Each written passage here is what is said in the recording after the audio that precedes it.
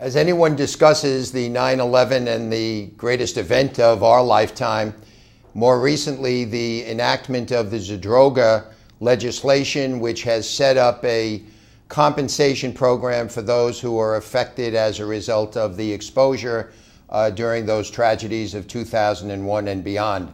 I don't think it is inaccurate in saying you couldn't have a more knowledgeable person to discuss the whole range of issues as to where we are on the Zadroga legislation than our guest today. He is a disabilities and workers' compensation attorney from the firm of Sherman, Fetterman, Sandbor, and McIntyre. He is the counsel to the Feel Good Foundation, and he is the most knowledgeable person in this field, and we're delighted to welcome Sean Reardon. Thank you, John. How are you? Great to see you, Sean.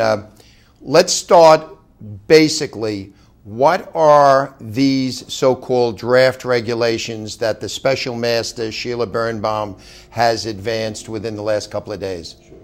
The regulations themselves are just really how the Zadroga bill is going to work on the Victims' Compensation Fund side.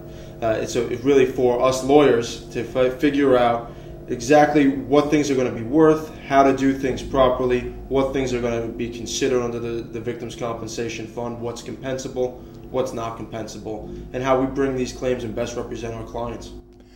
Under Zadroga, who is it that is eligible? There were some issues as to first responders we know about, and police and fire and so forth, but who's basically covered under Zadroga as an eligible potential claimant? Sure. It is now not just first responders. I mean, it's first responders, police, fire, communication workers, anybody, construction workers that work down at Ground Zero.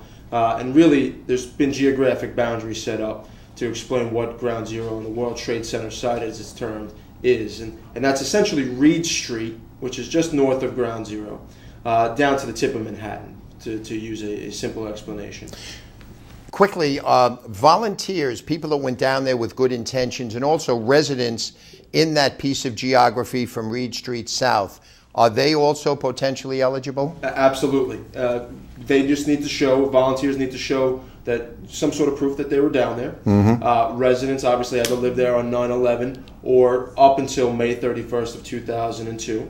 And really, anybody that was even working in the neighborhood on September 11th, 2001, who worked south of those geographic boundaries, they were also eligible to put in a claim. When Congress enacted this legislation, the latter part of 2010, and then the president signed it in the early part of 2011, what was the allocation of dollars for compensation for people affected and eligible under Zadroga? The actual number that it ended up being was a little over $2.75 billion. The way they structured it, however, is the first 5 years, only $875 million is available to pay out these claims. And then in year 6, the remaining monies are paid out for the rest of the claim, which gets a little confusing for most of our clients and claimants here, because what's going to happen is they will get an overall award, and then they'll get paid a percentage of that award only in the first 5 years. And then in year 6, they're going to get paid the rest of the percentage of that award. And we're still waiting for the special master to tell us how percentage-wise that's going to get broken down. Yeah, playing with a few numbers, I see that $875 million for awards and allocation in the first 5 years is a little more than 30%. So I guess one could probably estimate that if your award, theoretically, just to use simple numbers, was $1,000, then presumably you would get something like $300 in the first 5 years and the balance of it in the final year. That's what you would think. I'm not 100% sure that's what the special master is going to adopt at this point. I think that she has been made clear in the media recently that she's trying to stretch that $875 million for as long as she can, because there's an unexpected number of how many applicants are going to be out there. Mm-hmm. And until we really know the pool that we're working with, I think she's going to be hesitant to really put forth which percentage she's going to put forth in the initial outlays of cash to people. You mentioned about the so-called crash site, the area that would be eligible and included is that, as you said, Reed Street South.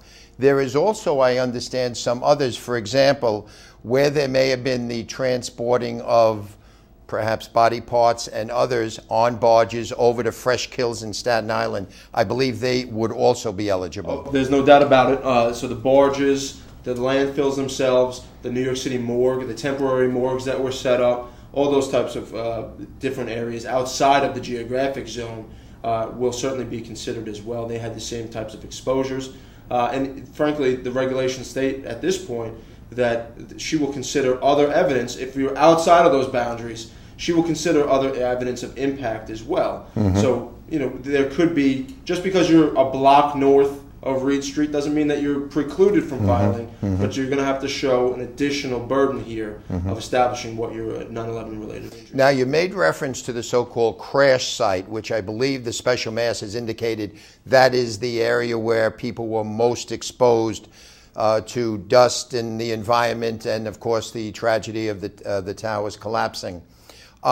The time period in which an individual would had to have had exposure there, you touched on it before. I think it's important just to underscore. Absolutely. It's from 9/11/2001, from the time the first building was struck, until May 31st, 2002. And that's really when the site was closed and officially cleaned up. And Union stopped working at the site at that point, so it was a closed shop at that point. That was pretty much, that roughly speaking is about an 8.5 month period from, of course, 9/11 to the end of May. You touched on something that I think many of our viewers would be interested in. What would an individual need to do to confirm that they in fact were on the site? What are some of the criteria that will be looked at to confirm their presence? I think number one, if you have a previous claim that's been established, whether it's a disability pension, whether it's the World Trade Center bill under the workers' compensation law, you've shown proof, and I think that we're hopeful that that's just going to be a straight roll-off as proof that you were down there.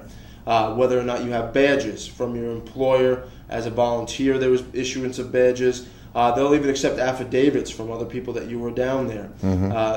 Unlike some other administrative agencies, pictures will be available. If you have proof that you were down there in terms of pictures, those types of proofs will be acceptable. You have the whole issue of exposure, and of course that is so critical. The other side of the equation, though, is the issue of illnesses. Somewhere between 9/11 and then coming up to the present time when the Zadroga applications will be presented. How is the special master going to look at illnesses? It's a broad range. We can begin to discuss it, so give us some sense on that. Sure. No, I think unlike the first Victims' Compensation Fund, where the majority of claimants either experience, obviously, death or physical type of impairments where they were injured on the day, whether it was musculoskeletal or otherwise. This Victims' Compensation Fund does include illnesses, and in terms of lung illnesses, sinus illnesses, any type of respiratory illnesses. We do actually have available to us as well musculoskeletal injuries. If you injured your back and you have proof of an accident on the job during that time period, you absolutely can make a claim now. But generally speaking, yes, illnesses are probably going to make up the large majority of the claims under this Victims' Compensation Fund, different than the previous. What would happen to an individual, for example, who had a physical injury, had a broken leg or something of that nature on the pile or running away from as the towers were coming down, but did not file under the original Victims' Compensation Fund? Would they be eligible to file under Zadroga? Absolutely. No doubt about it. I mean, and we're probably going to see that a lot, quite frankly, because a lot of these guys felt that the Victims' Compensation Fund was for the widows of those that were lost. Or for those guys who were majorly hurt that day. So I think that now, 10 years later, those knee injuries, if you're injured on the pile, those back injuries that were pain back then, but now they're a major pain and debilitating pain, I think we'll see a lot of those injuries. Let's just take a break, and then we'll move to the second segment.